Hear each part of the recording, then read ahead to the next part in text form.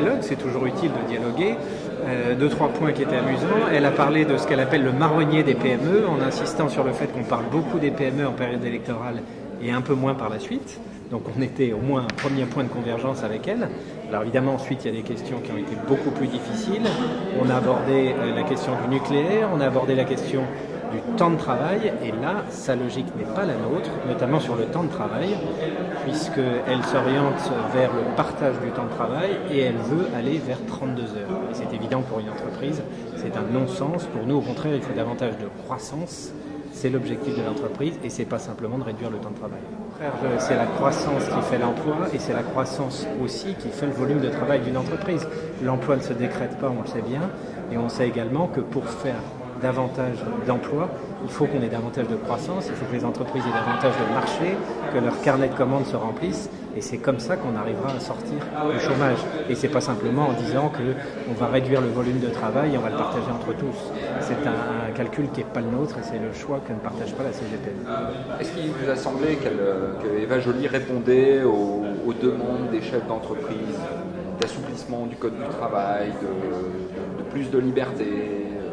Est-ce que vous avez entendu des choses? Oui, on a entendu des choses, malheureusement pas dans le sens qui est le nôtre. On a effectivement parlé de liberté. Il y a un intervenant chef d'entreprise qui s'est exprimé en réclamant davantage de liberté pour les entreprises.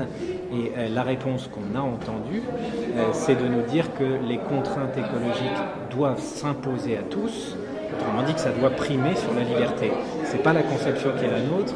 L'environnement, la protection de l'environnement est quelque chose évidemment d'essentiel pour la société, mais nous considérons côté CGPME que ça doit être une démarche volontaire de la part des chefs d'entreprise, qu'il faut favoriser une prise de conscience, que les chefs d'entreprise sont des citoyens comme les autres, qu'ils ont parfaitement conscience des enjeux pour le futur, mais évidemment c'est pas en leur donnant simplement des contraintes et en voulant par exemple pénaliser davantage la protection de l'environnement qu'on arrivera à quelque chose.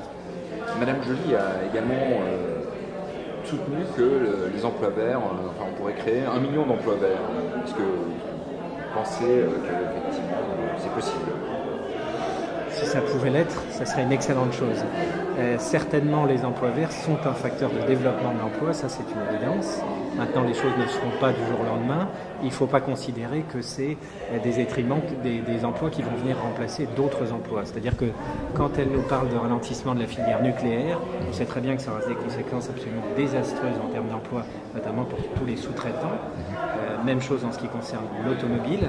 Et on sait que sur les énergies renouvelables, si on parle par exemple du photovoltaïque, malheureusement les décisions récentes qui ont été prises ne vont pas nécessairement dans le sens d'un développement du photovoltaïque. Donc il faut accompagner les emplois verts, mais ne nous imaginons pas qu'on a là la réponse au problème d'emploi en France. Ça représente un coût, l'énergie renouvelable. Il faut aller dans cette direction, mais il faut le faire de manière progressive, intelligente et raisonnée. Merci beaucoup, Jean-Louis. Merci.